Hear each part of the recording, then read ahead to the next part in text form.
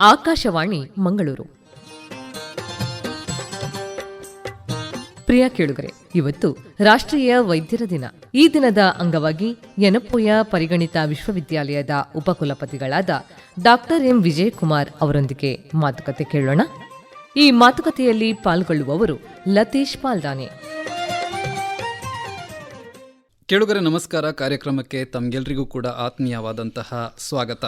ಈಗ ನಮ್ಮ ಜೊತೆಗಿದ್ದಾರೆ ಡಾಕ್ಟರ್ ಎಂ ವಿಜಯಕುಮಾರ್. ಇವರು Yenepoya deemed to be university ಇಲ್ಲಿನ ವೈಸ್ ಚಾನ್ಸಲರ್, ಹಾಗೇನೆ professor surgical oncology Yenepoya medical college. ಇವತ್ತು ವೈದ್ಯರ ದಿನವನ್ನು ನಾವು ಆಚರಿಸ್ತಾ ಇದ್ದೇವೆ. ಈ ಸಂಬಂಧ ಇವರ ಜೊತೆ ಒಂದು ಸ್ವಲ್ಪ ಮಾತಾಡೋಣ. ಸರ್, ಕಾರ್ಯಕ್ರಮಕ್ಕೆ ಆತ್ಮೀಯವಾದಂತಹ ಸ್ವಾಗತ.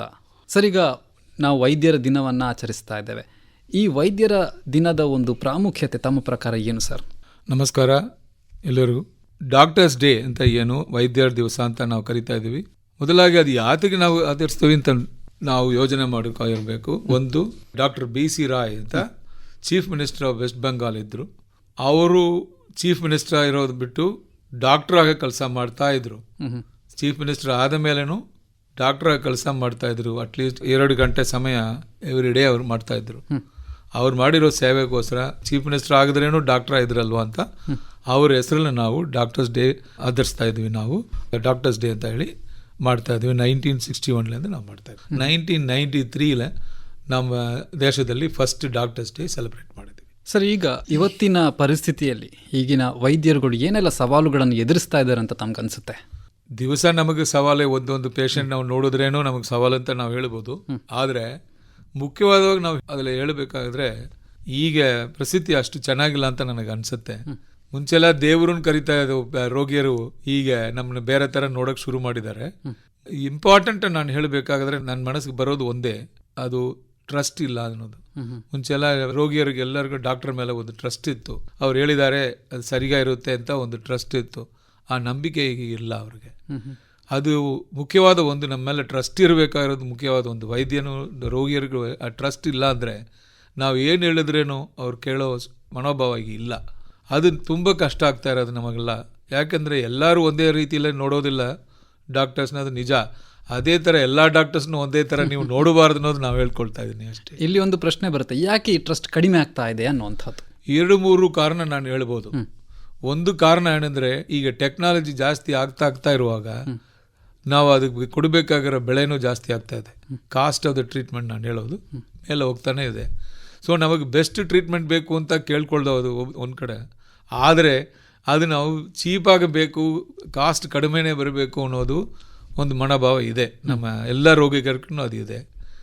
ಈಗ ಅವ್ರು ಎಲ್ಲಿನ ಹೋಗಿ ಈ ಕಾಯಿಲೆ ಇದು ಟ್ರೀಟ್ಮೆಂಟ್ ಕೊಡಬೇಕು. ಈಗ ನಾನು ಕ್ಯಾನ್ಸರ್ ಚಿಕಿತ್ಸೆಯಲ್ಲಿ ನಾನು ಶಸ್ತ್ರಚಿಕಿತ್ಸೆ ಸ್ಪೆಷಲಿಸ್ಟ್. ನಾನು ಈಗ ರೋಬೋಟಿಕ್ ಸರ್ಜರಿ ಬೇಕು ಅಂತ ಕೇಳ್ತಾರೆ.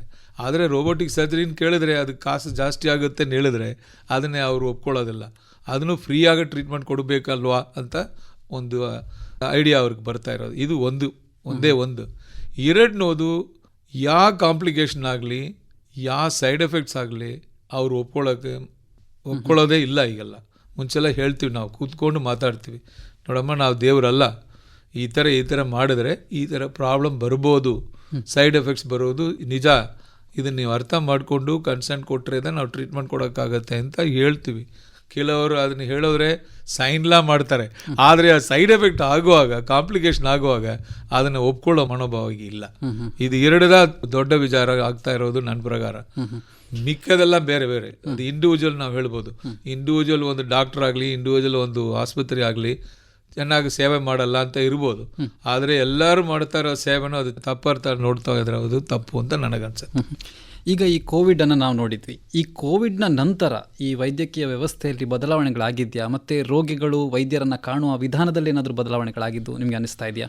ಇಲ್ಲ. ಫಸ್ಟ್ ಒಂದು ಪ್ಯಾಂಡಮಿಕ್ ಟೈಮ್ಲಿ ಆ ಥರ ಇರ್ಬೋದೋ ಏನೋ.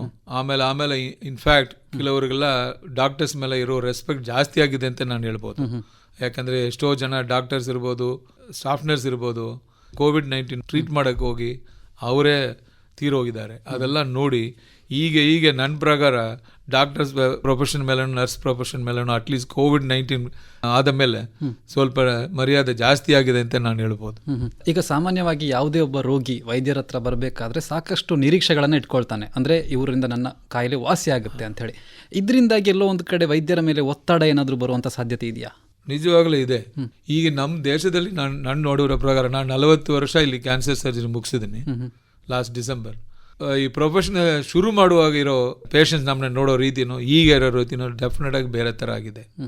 ಅವ್ರ ಎಕ್ಸ್ಪೆಕ್ಟೇಷನ್ ತುಂಬ ಹೈ ಇದೆ, ಜಾಸ್ತಿ ಇದೆ. ಅದು ನಮಗೆ ಇದು ಬೇಕೇ ಬೇಕು.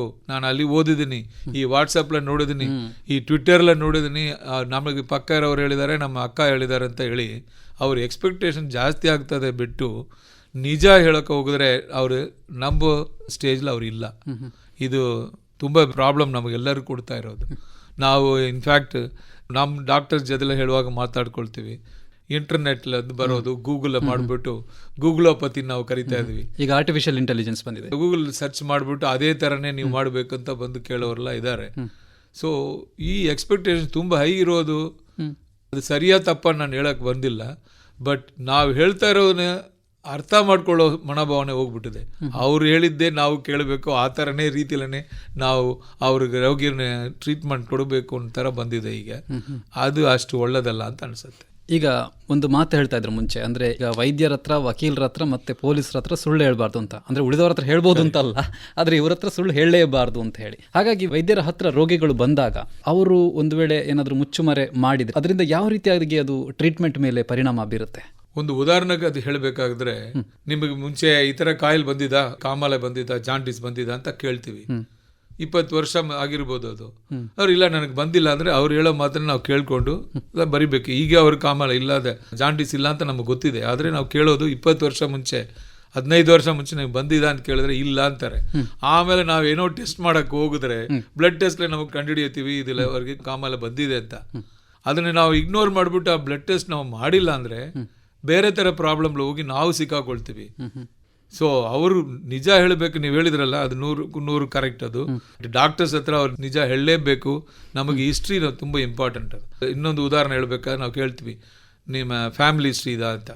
ನಿಮ್ಮ ತಾಯಿ, ನಿಮ್ಮ ತಂದೆ, ನಿಮ್ಮ ಅಕ್ಕ, ತಮ್ಮ ಯಾರಿಗನ ಕ್ಯಾನ್ಸರ್ ಇತ್ತಾ ಅಂತ ಒಂದು ಕ್ವಶನ್ ನಾವು ಕೇಳ್ತೀವಿ. ಅವರು ಬೇಡ ಮುಚ್ಚಕ್ಕೆ ಇಲ್ಲ ಅಂತ ಹೇಳ್ಬಿಟ್ರೆ, ಸೊ ನಾವು ಅವ್ರನ್ನ ಇನ್ವೆಸ್ಟಿಗೇಟ್ ಮಾಡೋದೇ ಬೇರೆ ಥರ ರೀತಿಲಿ ಹೋಗುತ್ತೆ. ಮಿಕ್ಕವ್ರಿಗೆ ಅವ್ರು ಬಿಟ್ಟು ಬೇರೆ ಅವರು ತಮ್ಮ ಅಕ್ಕ ಯಾರನ್ನ ಇರ್ಬೋದು, ಅವ್ರಿಗೆ ನಾವು ಒಂದು ಅಡ್ವೈಸ್ ಕೊಡೋದನ್ನು ಆ ಅವಕಾಶನೂ ಈಗ ಸಿಕ್ಕೋದಿಲ್ಲ. ಯಾಕೆಂದರೆ ಅವ್ರು ಸುಳ್ಳು ಹೇಳಿರ್ತಾರೆ ನಮಗೆ. ಅವ್ರು ಹೇಳಿರೋದು ನಿಜಾನ್ ಹೇಳ್ಕೊಂಡು ನಾವು ಹೋಗ್ತಾ ಇರ್ತೀವಿ.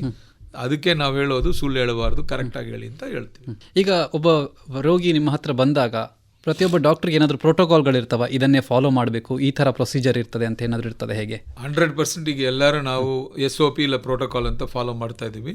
ಈಗ ಆಲ್ ಓವರ್ ದಿ ವರ್ಲ್ಡ್ ನಾನು ಹೇಳ್ಬೋದು, ನಮ್ಮ ಇಡೀ ದೇಶದಲ್ಲೇ ಇದೆ. ಸೊ ಒಂದು ಪ್ರೋಟೋಕಾಲ್ ಮಾಡ್ತಾ ಇದ್ದೀವಿ. ಈಗ ICMR, Indian council of medical research, ನಮಗೆ ಕ್ಯಾನ್ಸರ್ ಪ್ರೋಟೋಕಾಲ್ ಕೊಟ್ಟಿದ್ದಾರೆ. ನ್ಯಾಷನಲ್ ಕ್ಯಾನ್ಸರ್ ಗ್ರೇಡ್ ಅಂತ ಟಾಟಾ ಮೆಮೋರಿಯಲ್ ಹಾಸ್ಪಿಟಲ್ ಸ್ಟಾರ್ಟ್ ಮಾಡಿರೋದು, ನಾವೆಲ್ಲ ಅದರ ಮೆಂಬರ್ಸ್ ಆದ್ವಿ. ಅವರು ನಮ್ಮ ಪ್ರೋಟೋಕಾಲ್ ಕೊಟ್ಟಿದ್ದಾರೆ. ಸೊ ಆ ಪ್ರೋಟೋಕಾಲ್ ಇಟ್ಕೊಂಡು ನಾವು ಟ್ರೀಟ್ಮೆಂಟ್ ಕೊಡೋದು. ಈಗ 90% ಆದ ಟೈಮ್ ಆ ಥರ ಪ್ರೋಟೋಕಾಲ್ ಅದ ನಾವು ಟ್ರೀಟ್ಮೆಂಟ್ ಕೊಡ್ತಾ ಇದ್ವಿ. 10% ಡಿವಿಯೇಷನ್ ಆಗೋ ಕಾರಣ ಬೇರೆ ಬೇರೆ. ಅವ್ರಿಗೆ ಹಣ ಇಲ್ಲ ಅಂತ ಹೇಳಿದ್ರೆ ನಾವು ಡಿವಿಯೇಟ್ ಮಾಡಬೇಕಾಗುತ್ತೆ. ಅದು ಅವ್ರು ತೊಗೊಳಕ್ಕೆ ಅವ್ರ ಕಂಡೀಷನ್ ಚೆನ್ನಾಗಿಲ್ಲ ಅಂದರೆ ಡಿವಿಯೇಟ್ ಮಾಡಬೇಕಾಗ್ಬೋದು. ಆದರೆ 90% ನಾವು ಪ್ರೋಟೋಕಾಲ್ ಏನು ಹೇಳುತ್ತೋ ಆ ಥರದ ಮಾಡ್ತಾ ಇದ್ವಿ. ಈಗ ಯಾವುದಾದ್ರೂ ರೋಗಿಗಳು ನಿಮಗೆ ಬಂದಾಗ ವೈಯಕ್ತಿಕವಾಗಿ ನಿಮಗೆ ಅವರ ಒಂದು ಕೇಸ್ಗಳು ತುಂಬ ಅದರಲ್ಲಿ ನೀವು ಇನ್ವಾಲ್ವ್ ಆಗಿರುವಂಥದ್ದು ಅಥವಾ ನಿಮಗೆ ಎಮೋಷ್ನಲಿ ಅಟ್ಯಾಚ್ ಆಗಿರುವಂಥದ್ದು, ಇಂಥ ಪರಿಸ್ಥಿತಿಗಳು ಇರ್ತಾವ? ಹೇಗೆ? ಎಮೋಷ್ನಲ್ ಅಟ್ಯಾಚ್ ಆಗೋದು ತಪ್ಪು ಅಂತ ಫಸ್ಟ್ ಡೇಲಂದ್ರೆ ನಮಗೆಲ್ಲರೂ ಹೇಳ್ಕೊಟ್ಟಿದ್ದಾರೆ. ಆದರೆ ನಾವು ಡಿಟ್ಯಾಚ್ಡ್ ಅಟ್ಯಾಚ್ಮೆಂಟ್ ಅಂತ ಹೇಳ್ತೀವಿ. ಅವ್ರು ನಮ್ಮ ಪೇಷಂಟ್ ಅಂತ ನಮಗೊಂದು ಆಸೆ ಇರುತ್ತೆ ಅವ್ರು ಚೆನ್ನಾಗಿ ಆಗಬೇಕು ಅಂತ. ಆದರೆ ತುಂಬ ನಾವು ಎಮೋಷ್ನಲ್ ಅಟ್ಯಾಚ್ ಆಗಿಬಿಟ್ರೆ ಅವ್ರಿಗೆ ಆಗ್ತಾ ಇರೋ ಪ್ರಾಬ್ಲಮ್ಸ್ ಏನೋ ಬರುವಾಗ ನಾವು ಕರೆಕ್ಟಾಗಿ ಒಂದು ಡಿಸಿಷನ್ ತೊಗೊಳ್ಳೋದು ತಪ್ಪಾಗಬಹುದು. ಸೊ ದಟ್ ಎಮೋಷ್ನಲ್ ಅಟ್ಯಾಚ್ಮೆಂಟ್ನೂ ಒಂದು ಲೆವೆಲ್ ನಾವು ನಿಲ್ಲಿಸಬೇಕು ಅಂತ ಹೇಳ್ಕೊಡ್ತೀವಿ. ನಮಗೆ ನಾವು ಅದೇ ಹೇಳ್ಕೊಟ್ಟಿರ್ತಾರೆ. ಸೊ ಅದನ್ನ ಡಿಟ್ಯಾಚ್ಡ್ ಅಟ್ಯಾಚ್ಮೆಂಟ್ ಅಂತ ಹೇಳ್ತೀವಿ. ಹೀಗೆ ಎಮೋಷನಲ್ ಅಟ್ಯಾಚ್ಮೆಂಟ್ ಬೇರೆ, ನಮ್ಮದು professional attachment is different. Professional attachment ಇರಲೇಬೇಕು. ಇದು ನನ್ನ ಕಾಯಿಲೆ, ನಮ್ಮ ಪೇಷಂಟ್, ನಾವು ಟ್ರೀಟ್ಮೆಂಟ್ ಕೊಡ್ತಾ ಇದ್ದೀವಿ, ಇದು ಒಳ್ಳೆಯವರಾಗಿ ಅವ್ರು ಹೋಗಬೇಕು ಅನ್ನೋದು, ಆ ಥರ ಒಂದು ಏಮ್ ಇಟ್ಕೊಂಡು ನಾವೆಲ್ಲರನ್ನೂ ಟ್ರೀಟ್ಮೆಂಟ್ ಕೊಡೋದು. ಅದನ್ನ ನೀವು ಪ್ರೊಫೆಷನಲ್ ಅಟ್ಯಾಚ್ಮೆಂಟ್ ಅಂತ ಹೇಳ್ಬೋದು, ಎಮೋಷನಲ್ ಅಟ್ಯಾಚ್ಮೆಂಟ್ ಅಂತ ಹೇಳೋದಲ್ಲ ನಾವು. Because emotional is different thing. ನೀವು ತುಂಬ ಹತ್ರ ಹೋಗ್ಬಿಟ್ರೆ ಅದು ಒಂಥರ ಕ್ಲೌಡಿ ಆಗಿಬಿಡುತ್ತೆ ನಿಮ್ಮ ಡಿಸಿಷನ್ ಮೇಕಿಂಗ್. ಅದಕ್ಕೋಸ್ಕರ ಈಗ ಸಾಮಾನ್ಯವಾಗಿ ಕೆಲವೊಮ್ಮೆ ಏನಾಗುತ್ತೆ, ಒಂದು ಅವರಿಗೆ ಕೆಟ್ಟ ಸುದ್ದಿಯನ್ನು ಕೊಡಬೇಕಾಗಿರುತ್ತೆ ರೋಗಿಗಳ ಕುಟುಂಬಸ್ಥರಿಗೆ. ಆ ಸಂದರ್ಭದಲ್ಲಿ ಹೇಗೆ ಮ್ಯಾನೇಜ್ ಮಾಡ್ತೀರಾ ನೀವು ಅದನ್ನೆಲ್ಲ? ಇದು ತುಂಬ ಕಾಮನ್ ನಮ್ಮ ಪ್ರೊಫೆಷನಲ್, ನನ್ನ ಪ್ರೊಫೆಷನಲ್ ಅದನ್ನು, ದಟ್ ಈಸ್ ನಮ್ಮ ಸ್ಪೆಷಾಲಿಟಿ ಅಲ್ಲ, ಕ್ಯಾನ್ಸರ್ ಅಲ್ಲ ಅದನ್ನು. ಈಗ ಒಂದು 40 ವರ್ಷ ಮುಂಚೆಲ್ಲ ಇದು ತುಂಬ ಜಾಸ್ತಿ ಇತ್ತು, ಈಗ ಸ್ವಲ್ಪ ಕಡಿಮೆ ಆಗ್ತಾ ಇದೆ. ಆದರೆ ನಾವು ಡೆತ್ನ ನಾವು ತುಂಬ ಹತ್ರದಿಂದ ನೋಡೋರು. ಸೊ ನಾವು ಈ ಥರದ ಬ್ಯಾಡ್ ಕೇಸ್ ಅಂದರೆ ಅವ್ರ ಸ್ಟೇಜ್ 4 ಅವ್ರು ಏನೋ ಕ್ಯಾಶ್ಲ ಬರ್ತಾರೆ ನಮ್ಮ ಹತ್ರ, ಏನೋ ನಾನೀಗ ಮಾತಾಡೋದು ಕೇಳ್ಕೊಂಡು ಯಾರೋ ವಾಕಿನ್ ಮಾಡ್ಬೋದು. ಅಲ್ಲಿ ಹೋಗಿ ನಾವು ಇನ್ವೆಸ್ಟಿಗೇಟ್ ಮಾಡೋಕ್ಕೆ ಹೋದರೆ ಅದು ಕೊನೆ ಸ್ಟೇಜಲ್ಲಿರೋದು ಅವ್ರಿಗೆ ಗೊತ್ತಿರಲ್ಲ. ಸೊ ಅವ್ರು ನಮ್ಮ ರಿಲೇಟಿವ್ಸ್ ಹತ್ರನ ಅವರೆಲ್ಲ ಕರೆದು ನಾವು ಮಾತಾಡ್ತೀವಿ. ಒಂದು ಡಿಫ್ರೆನ್ಸ್ ನಾವು ನೋಡಿರೋದು ನಮ್ಮ ದೇಶದಲ್ಲಿ ನೋಡಿದ್ರೆ, ಅಲ್ಲಿಲ್ಲ ಪೇಷಂಟಿದ್ದ ನಾವು ಫಸ್ಟ್ ಹೇಳಬೇಕು. ಅದು ಯುರೋಪ್ ಇರ್ಬೋದು, UK ಇರ್ಬೋದು, ಇಲ್ಲ ಅಮೆರಿಕ ಇರ್ಬೋದು. ನಮ್ಮ ದೇಶದಲ್ಲಿ ಆ ಥರ ಅಲ್ಲ. ಯಾರಾದ್ರೂ ಸರಿ, ಎಷ್ಟು ಎಜುಕೇಟೆಡ್ ಆದ್ರೇನು ಪೇಷಂಟ್ಗೆ ನಾವು ಹೇಳಬಾರ್ದು, ಫಸ್ಟು ಅವ್ರ ರಿಲೇಟಿವ್ಸ್ದ ಫಸ್ಟ್ ಹೇಳಬೇಕು ಅಂತ ನಮ್ಮ ಹತ್ರ ಕೇಳ್ಕೊಳ್ತಾರೆ. ನಾವು ಅದರಿಂದ ಫಾಲೋ ಮಾಡ್ತೀವಿ. ಈ ಥರ ಆಗಿದೆ, ನಿಮ್ಮ ತಂದೆ ಇರ್ಬೋದು, ತಾಯಿ ಇರ್ಬೋದು, ಇಲ್ಲ ಅಜ್ಜ ಅಜ್ಜಿ ಇರ್ಬೋದು, ಈ ಥರ ಕಾಯಿಲಾಗಿದೆ, ಈ ಥರ ಸ್ಟೇಜ್ಲಿದ್ದಾರೆ, ನಾವು ಇದ ಮಾಡೋಕ್ಕಾಗತ್ತೆ, ರಿಸಲ್ಟ್ ಅಷ್ಟು ಚೆನ್ನಾಗಿ ಇರಲ್ಲ ಅಂತ ನಾವು ಫಸ್ಟ್ ರಿಲೇಟಿವ್ಸ್ ಹೇಳಿ ಅವ್ರನ್ನ ನಾವು ಕಡೆ ತೊಗೊಳ್ತೀವಿ. ಅವ್ರ ಹತ್ರ ಕಂಪ್ಲೀಟಾಗಿ ಬಿಡಿಸಿ ಹೇಳ್ತೀವಿ, ಇದಾಗುತ್ತೆ, ಇದಾಗ್ಬೋದು, ಸ್ಟೇಜ್ 4 ಅಂತ ಹೇಳ್ತೀವಿ. ಅವ್ರು ಆಮೇಲೆ ನಮ್ಮ ಹತ್ರ ಕೇಳ್ಕೊಳ್ತಾರೆ, ಸ್ವಲ್ಪ ಇಷ್ಟು ಓಪನ್ ಆಗಿ ಅವ್ರ ಹತ್ರ ಹೇಳ್ಬೇಡಿ, ಓನ್ಲಿ ಸ್ವಲ್ಪ ಹೇಳಿ, ಆ ಥರ ಎಲ್ಲ ಹೇಳ್ತಾರೆ ನಮ್ಮವರು. ಆದ್ರೇನೆ ನಾವು ಸ್ವಲ್ಪ ಜಾಸ್ತಿನಲ್ಲ, ಪೇಷಂಟಿಗೆ ನಾವು ಹೇಳಲೇಬೇಕು. ಅದು ನಮಗಂತೂ ಒಂದು ಸ್ಟೈಲ್ ನಾವು ಕ್ರಿಯೇಟ್ ಮಾಡ್ಕೊಳ್ತೀವಿ. ನಿಮಗೆ ಕ್ಯಾನ್ಸರ್ ಅಂತ ವರ್ಡ್ ನಾವು ಯೂಸ್ ಮಾಡಲ್ಲ ಸಮ್ಟೈಮ್ಸ್ ಪೇಷಂಟ್ ಹತ್ರ ಸ್ಟ್ರೈಟಾಗಿ. ನಿಮಗೊಂದು ಟ್ಯೂಮರ್ ಇದೆ ಅಂತ ಅನಿಸುತ್ತೆ, ಒಂದು ಗಡ್ಡ ಇದೆ ಅಂತ ಅನಿಸುತ್ತೆ, ಅದನ್ನ ನಾವು ಟ್ರೀಟ್ಮೆಂಟ್ ಕೊಡಬೇಕಾಗ್ಬೋದು, ಅದಕ್ಕೊಂದು ಸಣ್ಣ ಆಪ್ರೇಷನ್ ಮಾಡಬೇಕಾಗಿತ್ತೆ ಅಂತ ಹೇಳ್ತೀವಿ. ಆದರೆ ಆ್ಯಕ್ಚುಲಿ ಅದು ದೊಡ್ಡ ಆಪ್ರೇಷನ್ ಅಂತ ರಿಲೇಟಿವ್ಸ್ ಹತ್ರ ಮಾತಾಡಿರ್ಬೋದು, ನೀವು ಸುಳ್ಳು ಅಂತ ಹೇಳ್ಬೋದು. ಬಟ್ அதுதான் ನಮ್ಮ ದೇಶದಲ್ಲಿ ನಮ್ಮ ಪೇಷಂಟ್ಸ್ ಆ್ಯಂಡ್ ಪೇಷಂಟ್ ರಿಲೇಟಿವ್ಸ್ ನಮ್ಮ ಹತ್ರ ಎಕ್ಸ್ಪೆಕ್ಟ್ ಮಾಡೋದು. ಕನ್ಸರ್ಟ್ ತೊಗೊಳ್ಳುವಾಗ, ಡಿಸ್ಕ್ರೈಬ್ ಮಾಡುವಾಗ ಫುಲ್ ಡೀಟೇಲ್ಸ್ ನಾವು ರಿಲೇಟಿವ್ಸ್ ಹತ್ರ ಹೇಳಿ ಕನ್ಸರ್ಟ್ ತೊಗೊಳ್ತೀವಿ. ಈ ಥರ ಸರ್ಜರಿ ಮಾಡಬೇಕಾದ ಸಮಯದಲ್ಲಿ ರೋಗಿಗಳಿಗಂತೂ ಹೇಗೆ ಒತ್ತಡ ಇದ್ದೇ ಇರುತ್ತೆ, ವೈದ್ಯರ ಮೇಲೂ ಈ ಥರ ಒತ್ತಡಗಳು ಇರ್ತವೆ ಹೇಗೆ? ಡೆಫಿನೆಟ್ ಆಗಿ ಇರಲೇ ಇರುತ್ತೆ ಅಲ್ವಾ, ಮತ್ತೆ ನಾವು ಮನುಷ್ಯರೇ ಅಲ್ವಾ. ಇದು ಇನ್ನೊಂದು ಈ ಸಂದರ್ಭದಲ್ಲಿ ನಾನು ಹೇಳ್ಕೊಳ್ಳೋದೇನೆಂದ್ರೆ, ನೀವು ದೇವ್ರ ತರ ಅಂತ ಹೇಳಿ ನಮ್ಮನ್ನ ಮೇಲೆ ತಗೊಂಡು ಇಡ್ತಾ ಇದ್ದಾರೆ, ಅದು ತಪ್ಪು ನನಗೆ ಅನ್ಸುತ್ತೆ. ನಾವು ಇನ್ನೊಬ್ರು ಮನುಷ್ಯರು, ಮಿಕ್ಕವರು ಯಾರೋ ಒಂದು ಎಂಜಿನಿಯರಿಂಗ್ ಕೆಲಸ ಮಾಡ್ತಾರೆ, ಇನ್ನೊಬ್ರು ಕನ್ಸ್ಟ್ರಕ್ಷನ್ ಕೆಲಸ ಮಾಡೋ ಥರ ನಮ್ಮ ಕೆಲಸ ಹೀಗೆ ರೋಗಿಯರು ನೋಡೋದು, ಮನುಷ್ಯರು ನೋಡೋದು. ಅದು ಬಿಟ್ಟು ನಾವು ದೇವರಲ್ಲ, ನಾವು ಬೇರೆ ಏನೂ ಮಾಡಿ ಮಾಯ ಮಂತ್ರ ಮಾಡಿ ಅವ್ರನ್ನೇ ನಾವು ಏನು ಮಾಡೋಕ್ಕಾಗೋದಿಲ್ಲ. ನಮಗೆ ಗೊತ್ತಿರೋ ಪ್ರಕಾರ ಏನು ಟ್ರೀಟ್ಮೆಂಟ್ ಕೊಡಬೇಕು ಅಂತಿದೋ ಅದನ್ನ ನಾವು ಟ್ರೀಟ್ಮೆಂಟ್ ಕೊಡೋಕ್ಕಾಗತ್ತೆ. ಕ್ಯಾನ್ಸರ್ಲ್ಲ ತೊಗೊಂಡ್ರೆ ಬೇಗ ಬಂದರೆ ವಾಸಿ ಆಗುತ್ತೆ ಅಂತ ನಮಗೆ ಗೊತ್ತು. ಕೊನೆಯ ಸ್ಟೇಜಲ್ಲಿ ಬಂದರೆ ನಾವು ಏನು ಮಾಡಿದ್ರೇನೋ ಅದು ಅವ್ರಿಗೂ ಉಪಯೋಗ ಆಗಲ್ಲ ಅಂತ ನಮಗೆ ಗೊತ್ತು, ಅದನ್ನು ಬಿಡಿಸಿ ಇಡಬೇಕಾಗುತ್ತೆ. ಆದರೆ ನಾವೆಲ್ಲರೂ ಹೇಳ್ತಾ ಇರೋದು ಏನಂದರೆ, ಬೇಗ ಬನ್ನಿ, ಬೇಗನೆ ಬಂದರೆ ಪೂರ್ಣವಾಗಿ ಗುಣಪಡಿಸಲಾಗ್ಬೋದು. ಈಗ ನೀವು ಆವಾಗಲೇ ಹೇಳಿದ್ರಿ ಸಾವು ನೋವುಗಳನ್ನು ನಾವು ನೋಡ್ತಾ ಇರ್ತೇವೆ ಅಂತ ಹೇಳಿ, ಇದು ಎಲ್ಲೋ ಒಂದು ಕಡೆ ವೈದ್ಯರ ಮಾನಸಿಕ ಸ್ಥಿತಿಯ ಮೇಲೆ ಪರಿಣಾಮ ಬೀರುತ್ತೆ ಅಂತ ಅನ್ಸುತ್ತಾ ಹೇಗೆ? ಆ ಥರ ತುಂಬ ಜನಕ್ಕೆ ಬಂದು ಕೆಲವರೆಲ್ಲ ಬಿಟ್ಟೇ ಹೋಗಿದ್ದಾರೆ ನನ್ನ ಪ್ರಕಾರ. ಎಷ್ಟೋ ಎಕ್ಸಾಂಪಲ್ಸ್ ನಾನು ಹೇಳ್ಬೋದು. ಕೆಲ ಡಾಕ್ಟರ್ಸ್ ನಮಗೆ ಕ್ಯಾನ್ಸರ್ ಬೇಡ ಅಂತ ಹೇಳಿ ಬಿಟ್ಟು ಹೋಗಿರೋರೆಲ್ಲ ನಾನು ನೋಡಿದ್ದೀನಿ. ಅದಕ್ಕೆ ಸ್ವಲ್ಪ ಟಫ್ ಮೈಂಡ್ ಬೇಕೇ ಬೇಕು. ಇವತ್ತಿನ ಪರಿಸ್ಥಿತಿಯಲ್ಲಿ ಈಗ ಯುವ ವೈದ್ಯರುಗಳು ಇರಬಹುದು ಅಥವಾ ವೈದ್ಯಕೀಯ ಕ್ಷೇತ್ರಕ್ಕೆ ಬರುವವರು ಇರಬಹುದು, ಅವರಿಗೆ ತಾವು ಏನೊಂದು ಸಲಹೆಯನ್ನು ಕೊಡ್ಲಿಕ್ಕೆ ಇಷ್ಟಪಡ್ತೀರಾ? ಉತ್ತಮ ವೈದ್ಯರಾಗಕ್ಕೆ ನನ್ನ ಪ್ರಕಾರ ಫಸ್ಟ್ ಅವ್ರಿಗೆ ಬೇಕಾಗಿರೋದು ಒಂದು ಒಳ್ಳೆ ಮನೋಭಾವ, ಸೇವೆ ಮಾಡಬೇಕು. ಬರೋವ್ರಿಗೆ ನನ್ನ ಪ್ರಕಾರ ಡಾಕ್ಟರ್ ಆಗಬೇಕು. ಹಣ ಮಾಡಬೇಕು ಅಂತ ಬಂದರೆ ಅದಕ್ಕೆ ಬೇರೆ ಬೇರೆ ಪ್ರೊಫೆಷನ್ ಇದೆ ಅಂತ ನನಗೆ ಅನ್ಸುತ್ತೆ. ನಾನು ಓಲ್ಡ್ ಟೈಮರ್ ಥರ ಮಾತಾಡ್ಬೋದು, அதுதான் ನಿಜ. ನೀವು ಹಣ ಮಾಡೋಕ್ಕೋಸ್ಕರ ನೀವು ಒಳಗಡೆ ಬಂದರೆ ಅದಕ್ಕೆ ಬೇರೆ ದಾರಿ ನೋಡ್ಕೊಂಡು ಹೋಗ್ಬೇಕು. ರೋಗಿಯರ ಹತ್ರ ಹಣ ಮಾಡೋದು ತುಂಬ ಕಷ್ಟ ನಮ್ಮ ದೇಶದಲ್ಲಿ ಅದನ್ನು. ಸೊ ಅದು ಒಂದು. ಎರಡನೇದು, ಅವ್ರು ಇದು ಮಾಡ್ತಾರೆ, ಇವ್ರು ಅದು ಮಾಡ್ತಾರೆ ಅಂತ ಹೇಳೋದು ಬಿಟ್ಟು ಪೇಷಂಟ್ಗೆ ಏನು ಬೇಕೋ, ರೋಗಿಯರಿಗೆ ಏನು ಬೇಕೋ ಅದು ಸರಿಯಾಗಿ ನಾವು ಮಾಡಬೇಕು. ಆಂಗ್ಲದಲ್ಲಿ ಹೇಳಬೇಕಾದ್ರೆ conformity is what you do regardless of what is right. ಯಾಕಂದ್ರೆ ಮಿಕ್ಕವರು ಮಾಡ್ತಾ ಇದ್ದಾರೆ ಅಂತ. Conformity is doing what others do regardless what is right. ಬೇರೆ morality is doing what is right regardless of what others do. ಅದು ಬಿಡಿಸಿ ಹೇಳಬೇಕಾದ್ರೆ ಮಿಕ್ಕವರು ಅದು ಮಾಡ್ತಾ ಇದ್ದಾರೆ ಅಂತಕ್ಕೋಸ್ಕರ ನೀವು ಅದನ್ನ ಮಾಡಕ್ಕೆ ಹೋಗಬಾರ್ದು. ಆ ಪೇಷಂಟ್ಗೆ ಏನು ಬೇಕೋ ಅದು ಅಪ್ರಾಪ್ರಿಯೇಟ್ ಟ್ರೀಟ್ಮೆಂಟ್ನ ನಾವು ಮಾಡಬೇಕು. ಆ ಥರ ರೀತಿಯಲ್ಲಿ ನೀವು ನಿಮ್ಮ ಡೈರೆಕ್ಷನ್ ತೊಗೊಂಡ್ರೆ ಎಲ್ಲರಿಗೂ ಒಳ್ಳೆಯದಾಗುತ್ತೆ, ಅವ್ರಿಗೂ ಒಳ್ಳೆಯದಾಗುತ್ತೆ. ಈಗ ಬೇರೆ ಜಾಬ್ಗಳಲ್ಲಿ ನಾವು ನೋಡ್ತೇವೆ ವರ್ಕ್ ಲೈಫ್ ಬ್ಯಾಲೆನ್ಸ್ ಮತ್ತು ಪರ್ಸನಲ್ ಲೈಫ್ ಇದು ಬ್ಯಾಲೆನ್ಸ್ ಅಂತೇನೋ ಮಾತಾಡ್ತೇವೆ. ವೈದ್ಯರ ಜೀವನದಲ್ಲಿ ಹಾಗಿರ್ತದ? ಕೆಲವರು ಈಗ ಇರೋ ಡಾಕ್ಟರ್ಸ್ ಆ ಥರ ಮಾತಾಡೋಕ್ಕೆ ಶುರು ಮಾಡಿದ್ದಾರೆ. ಅದು ನಾನು ಎಷ್ಟೋ ಸಲ ನಮ್ಮ ಹುಡುಗರ ಹತ್ರ ನಾನೇ ಮಾತಾಡಿದ್ದೀನಿ. ಅದನ್ನೇ ನಿಮಗೆ ಹೇಳಬೇಕಾಗಿದ್ರೆ ಇದಿಲ್ಲ, ವರ್ಕ್ ಬೇರೆ ಲೈಫ್ ಬೇರೆ ಅನ್ನೋದೇ ನಮ್ಮ ಅಕ್ಸೆಪ್ಟ್ ಮಾಡೋಕ್ಕೆ ನನಗೆ ಇಷ್ಟ ಇಲ್ಲ. Work is a part of the life ಅಂತ. Without work there is no life. ನಾವೆಲ್ಲರೂ ಮನೇಲಿ ಕೂತ್ಕೊಂಡು ಕೆಲಸ ಇಲ್ಲ ಅಂದರೆ ಏನಾಗುತ್ತೆ, ನಮಗೆ ಊಟ ಕೊಡೋರು ಯಾರು ಇಲ್ಲ. ಸೊ ಅದಕ್ಕೋಸ್ಕರ ನಾವು ಕೆಲಸ ಮಾಡೋಕ್ಕೆ ಹೋಗ್ತಾ ಇದ್ದೀವಿ, ಯಾವ ಕೆಲಸ ಆಗಿದ್ರೇನು ಸರಿ. ಸೊ ನೀವು ಕೆಲಸ ಮಾಡಿದ್ರೇದ ನಿಮ್ಮ ಲೈಫ್, ನಿಮ್ಮ ಜೀವನನೇ ನೀವು ಉಳಿಸ್ಕೋಬೋದು. ಆ ಥರ ಇರುವಾಗ ದಿ ಲೈಫ್ ಬೇರೆ ವರ್ಕ್ ಬ್ಯಾಲೆನ್ಸ್ ಅಂತ ಹೇಳೋದು ತಪ್ಪು ಅಂತ ನನಗೆ ಅನ್ಸುತ್ತೆ. Work is a part of the life. ನೀವು ಜೀವನ ಮಾಡಬೇಕಂದ್ರೆ ವರ್ಕ್ ಮಾಡಬೇಕು. ಸೊ ಅದನ್ನ ಬಿಟ್ಟು ನನಗೆ ವರ್ಕ್ ಬೇರೆ ನನ್ನ ಜೀವನ ಬೇರೆ ಅಂತ ಹೇಳೋದು ಒಪ್ಕೊಳ್ತಾ ಇಲ್ಲ ನಾನು ಇದನ್ನ ಎಷ್ಟೋ ಸಲ ಮಾತಾಡಿದ್ದೀನಿ. Work is a part of your life. ಅದನ್ನ ನೀವು ಅರ್ಥ ಮಾಡಿಕೊಂಡು ಎಲ್ಲಿಂದ balance, it's a part and parcel, ಹೌದಾ ಅಲ್ವಾ ಅಂತ ಹೇಳ್ತೀನಿ ನಾನು. ಸೊ ಅಂತಹ ಒಂದು ಮನೋಭಾವ ಇದ್ರೆ ಮಾತ್ರ ಅವ್ರು ಈ ಕ್ಷೇತ್ರಕ್ಕೆ ಬರಬೇಕು. ಯಾಕಂದ್ರೆ ನಾವೆಲ್ಲ ಸಣ್ಣವರಾಗಿರುವಾಗ, ಜೂನಿಯರ್ ಡಾಕ್ಟರ್ಸ್ ಆಗಿರುವಾಗ ಸನ್ರೈಸ್ ಸನ್ಸೆಟ್ ನೋಡಿರಲ್ಲ, ನಾವು ಅಷ್ಟು ಕೆಲಸ ಮಾಡ್ತಾ ಇದ್ವಿ. ಆ ಥರ ಮಾಡಿದ್ರೆ ಈಗ ನಾವು ಅದನ್ನೇ ಚೆನ್ನಾಗಿ ಅನುಭವಿಸಬಹುದು.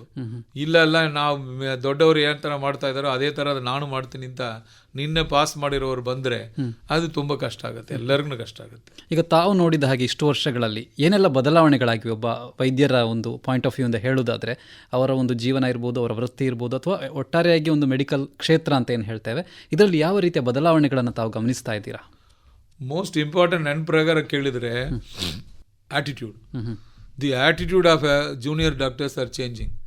ಯಾತಕ್ಕೆ ನನಗೆ ಗೊತ್ತಿಲ್ಲ, ಆದರೆ ಯಂಗ್ಸ್ಟರ್ಸ್ನ ಅದೇ ಥರ ಇರ್ಬೋದೋ ಏನೋ, ಇವ್ರನ್ನ ಅಲ್ಲಿಂದ ಬಂದಿರೋರು, ಈ ಜನ್ರೇಷನ್ ಗ್ಯಾಪ್ ನಾವು ಹೇಳ್ಬೋದು, ಈ ಜನ್ರೇಷನ್ ಆ ಥರ ಅಂತ ನಾವು ಹೇಳ್ಬೋದು. ಆದರೆ ನಾವು ಹೇಳೋದು ತುಂಬ ಕ್ರೂಡ ಹೇಳ್ಬೇಕಾದ್ರೆ ನೀವು ಕತ್ತ ಕೆಲಸ ಮಾಡಬೇಕು ಅಂತ ಹೇಳ್ತೀವಿ ನಾವು. ಯಾಕೆಂದರೆ ಇದು hard work and work is important, labour is more ನಮ್ಮ ಪ್ರೊಫೆಷನಲ್ಲಿ, ಪರ್ಟಿಕ್ಯುಲರ್ಲಿ ಫಸ್ಟ್ 10 years. ನೀವು 10 ವರ್ಷ ನೀವು ಆ ಥರ ತುಳಿದ್ರೇದ ನೀವು ದೊಡ್ಡವರಾಗಬೇಕು. ಬಿಟ್ಟು ನಾನೀಗ ಸಂಡೇ ಹೋಗಲೇಬೇಕು, ನಾವು ವೀಕೆಂಡ್ಸ್ ನಾನು ಕೆಲಸ ಮಾಡಲ್ಲ, ಅದೆಲ್ಲ ನಮ್ಮದು ಪ್ರೊಫೆಷನಲ್ ಇರೋದೇ ಇಲ್ಲ. It is 24/7. ಅದೇನು ನಾವು ಮಾಡೋಕ್ಕೆ ಆಗೋದಿಲ್ಲ. ಯಾಕಂದರೆ ಒಂದು ಔಟ್ ಪೇಷಂಟ್ ಲೀವ್ ಕೊಡ್ಬೋದು, ಆದರೆ ಇನ್ ಪೇಷಂಟ್ ಹಾಸ್ಪಿಟ್ಲ್ ಇರೋದು ಇರಲೇ ಇರ್ತಾರೆ. ಸೊ ನಮಗೆ ಎಮರ್ಜೆನ್ಸಿ ಬರ್ಬೋದು, ರೆಗ್ಯುಲರ್ ಸರ್ಜರಿಗೆ ನಾನು ಲೀವ್ ಕೊಡ್ಬೋದು, ಬಟ್ ಎಮರ್ಜೆನ್ಸಿನ ಅವಾಯ್ಡ್ ಮಾಡೋಕ್ಕಾಗೋದಿಲ್ಲ. ಈ ಮನೋಭಾವ ಇರಬೇಕು. ಅದು ಈಗ ಅಷ್ಟು ಇಲ್ಲ ಅನ್ನೋದು ನನಗೆ ಅನಿಸುತ್ತೆ.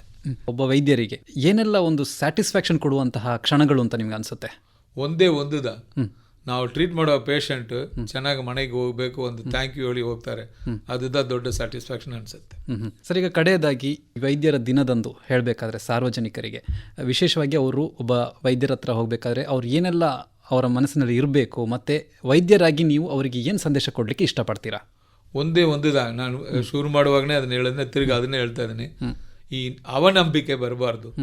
ನೀವು ಡಾಕ್ಟ್ರನ್ನ ಚೂಸ್ ಮಾಡ್ತೀರಿ. ರೋಗಿಯರಾಗಿ ಮುಂಚೆಲ್ಲ ಈ ಆಸ್ಪತ್ರೆಗೆ ಹೋಗಬೇಕು, ಇಲ್ಲಿ ಹೋಗ್ಬೇಕು ಅನ್ನೋದು ಡಿಸೈಡ್ ಮಾಡೋದು ತಾವೇ. ನೀವೇ ಆ ಡಿಸಿಷನ್ ತೊಗೊಂಡ್ಬಿಟ್ಟು ನೀವೇ ಡಾಕ್ಟ್ರ್ ಹತ್ರ ಹೋಗಿ, ಆಮೇಲೆ ಡಾಕ್ಟ್ರ್ ಹೇಳೋದು ಕೇಳಲ್ಲ, second opinion, third opinion, fourth opinion, ನಿಮಗೆ ಏನು ಬೇಕೋ ಆ ಒಪಿನಿಯನ್ ಬರೋಬರ ಹೋಗ್ತಾನೆ ಇರೋದು. ಮನೋಭಾವ ಚೇಂಜ್ ಆಗಬೇಕು.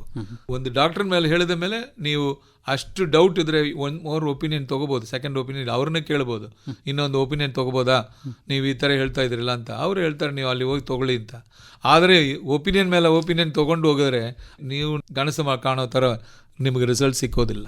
ಸೊ ಪೇಷಂಟಲ್ಲಿ ಹೋಗುವಾಗ ಈ ಡಾಕ್ಟರ್ ಚೂಸ್ ಮಾಡಿದ ಮೇಲೆ ಅವ್ರು ಹೇಳೋದನ್ನು ಕಂಪ್ಲೀಟಾಗಿ ಕೇಳಿಸ್ಕೊಂಡು ಅದನ್ನೇ ನೀವು ಫಾಲೋ ಮಾಡಬೇಕು ನನಗನ್ಸುತ್ತೆ. ನಿಮಗೆ ಏನೋ ಒಂದು ಡೌಟ್ ಇದ್ದರೆ ಇನ್ನೊಂದು ಒಪಿನಿಯನ್ ತೊಗೊಳ್ಳಿ, ಬೇಡ ಅಂತ ಹೇಳ್ತಾ ಇಲ್ಲ.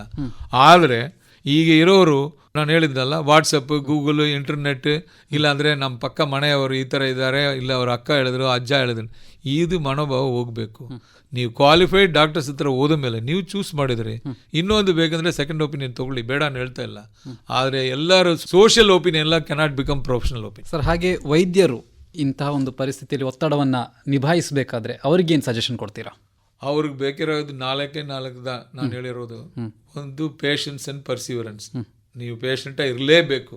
ಅವ್ರು ಎಷ್ಟು ಜೋರು ಮಾಡಿದ್ರೇನು ಅದನ್ನು ಸಗ್ಗಿಸ್ಕೊಂಡು ನೀವು ಹೋಗೋ ಥರ ಇದ್ರೇದ ಈ ಪ್ರೊಫೆಷನಲ್ ನಮ್ಮ ಮೇಲೆ ಬರ್ಬೋದು. ಯಾಕಂದರೆ ನೀವು ಹೇಳಿದ್ರಿ ಒಂದು ಬ್ಯಾಡ್ ನ್ಯೂಸ್ ಹೇಳುವಾಗ ಏನಾಗುತ್ತೆ ಅಂತ. ಬ್ಯಾಡ್ ನ್ಯೂಸ್ ಆಗ ಅವ್ರು ಯಾವ ಥರ ಬೇಕಂದ್ರೆ ರಿಯಾಕ್ಟ್ ಮಾಡ್ಬೋದು. ನಿಮ್ಮನ್ನ ಹೊಡಿಯೋಕೆ ಕೆಲವರೆಲ್ಲ ಬಂದಿದ್ದಾರೆ, ಅದನ್ನು ಆಗ್ಬೋದು. ಯಾಕಂದರೆ ನೀವು ಹೇಳಿರೋದು ಪೇಷಂಟ್ ಚೆನ್ನಾಗಿಲ್ಲ ಅಂತ ಒಂದು ಮಾತೆ. ಆದರೆ ಅವ್ರು ಅದನ್ನು ಎಕ್ಸ್ಪೆಕ್ಟ್ ಮಾಡಿಲ್ಲ ಅಂದರೆ ಅವ್ರ ರಿಯಾಕ್ಷನ್ ಬೇರೆ ಥರ ಇರಬೇಕು. ಆವಾಗ ನಾವು ಪೇಷಂಟ್ ಡಾಕ್ಟರ್ ಆಗಿದ್ಕೊಂಡು ನಾವು ಪೇಷಂಟ್ನ ಲೂಸ್ ಮಾಡಬಾರ್ದು ಅಂತ ನನಗನ್ಸುತ್ತೆ. ಓಕೆ, ಇಷ್ಟು ಹೊತ್ತು ವೈದ್ಯರ ದಿನದ ಸಂದರ್ಭದಲ್ಲಿ ನಮಗೆ ಬಹಳಷ್ಟು ವೈದ್ಯರ ಒಂದು ದೃಷ್ಟಿಕೋನ ಏನಿರುತ್ತೆ, ವೈದ್ಯರು ಯಾವ ರೀತಿಯಾಗಿ ಯೋಚನೆ ಮಾಡ್ತಾರೆ ಅನ್ನೋದನ್ನು ನಮಗೆ ತಿಳಿಸಿದ್ರಿ. ಕಾರ್ಯಕ್ರಮದಲ್ಲಿ ಭಾಗವಹಿಸಿದ್ದಕ್ಕಾಗಿ ಧನ್ಯವಾದಗಳು ಸರ್. ಧನ್ಯವಾದ ಎಲ್ಲರಿಗೂ, ನಮಸ್ಕಾರ. ಇದುವರೆಗೆ ರಾಷ್ಟ್ರೀಯ ವೈದ್ಯರ ದಿನದ ಅಂಗವಾಗಿ ಯನಪೋಯ ಪರಿಗಣಿತ ವಿಶ್ವವಿದ್ಯಾಲಯದ ಉಪಕುಲಪತಿಗಳಾದ ಡಾಕ್ಟರ್ ಎಂ ವಿಜಯ್ ಕುಮಾರ್ ಅವರೊಂದಿಗಿನ ಮಾತುಕತೆ ಕೇಳಿದಿರಿ. ಈ ಮಾತುಕತೆಯಲ್ಲಿ ಪಾಲ್ಗೊಂಡವರು ಲತೀಶ್ ಪಾಲ್ದಾನೆ.